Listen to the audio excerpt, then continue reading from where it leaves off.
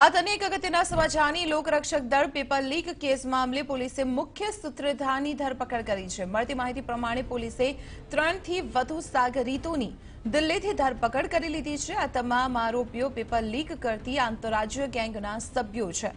લોકરક્ષક દળની ભરતી માટે પરીક્ષા લેવામાં આવી હતી, જો કે પરીક્ષા પહેલા જ પેપર ફૂટી ગયું હતું।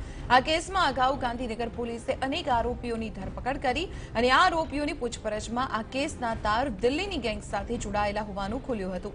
એટલું જ નહીં, આ ગેંગ માત્ર એલઆરડી પેપર લીક કેસમાં જ નહીં પરંતુ અન્ય રાજ્યોની પણ સ્પર્ધાત્મક પરીક્ષાના પેપર લીક કરતી હોવાની જાણકારી મળી હતી, જેની તપાસ આગળ વધારતા હવે ગુજરાત પોલીસે મુખ્ય સૂત્રધાર સહિત 3 થી વધુ આરોપીઓને ઝડપી પાડવામાં સફળતા મળી છે।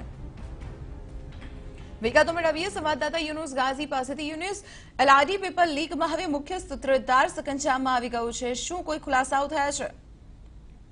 દીપાલી, આગામી 6 જાન્યુઆરીએ એલઆરડી પેપરની બીજી વખત પરીક્ષા લેવાની તૈયારીઓ લગભગ પૂર્ણતાને આરે છે। તેવા સમયે જ એલઆરડી પેપર લીકનું જે કૌભાંડ હતું તે મામલે આ સમગ્ર તપાસ પણ હવે લગભગ પૂર્ણ થવાને આરે છે અને જે તપાસ એજન્સી, વિશેષ તપાસ એજન્સી બનાવવામાં આવેલી હતી તેના દ્વારા દિલ્હીમાંથી જે આંતરરાજ્ય પેપર લીકની જે ગેંગ હતી તેના મુખ્ય સૂત્રધાર સહિતના 3 થી વધુ લોકોની ધરપકડ કરી છે।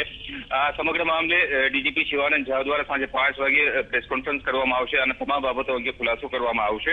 પરંતુ અત્યાર સુધી આ પેપર લીક કૌભાંડમાં જે એસઆઈટી બનાવવામાં આવેલી હતી તેના દ્વારા રાજ્યના અલગ અલગ વિસ્તારોમાંથી તથા દેશના અલગ અલગ ભાગોમાંથી 14 જેટલા આરોપીઓની ધરપકડ કરવામાં આવી હતી અને તેઓની પૂછપરછ તથા જે મળેલા પુરાવાઓને આધારે આ ગેંગ સુધી આજે ગુજરાત પોલીસ પહોંચી ચૂકી છે અને હવે જે મુખ્ય સૂત્રધાર સકંજામાં આવ્યા બાદ માત્ર ગુજરાતની સ્પર્ધાત્મક પરીક્ષાઓ નહીં પરંતુ દેશના અન્ય રાજ્યોની પણ આ પ્રકારની જે પરીક્ષાઓ હતી તેના પણ પેપર લીક કર્યા હોવાની વિગતો સામે આવી છે।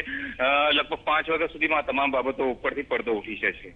જી યુનુસ, આભાર માહિતી આપવા બદલ। તો આપણે જણાવી દઈએ, લોકરક્ષક દળ ભરતી પેપર લીક કેસમાં મુખ્ય સૂત્રધાર ઝડપાઈ ગયું છે। દિલ્હીથી 3 શખ્સોની ધરપકડ કરી લેવામાં આવી છે અને તેમની પૂછપરછ શરૂ કરાશે।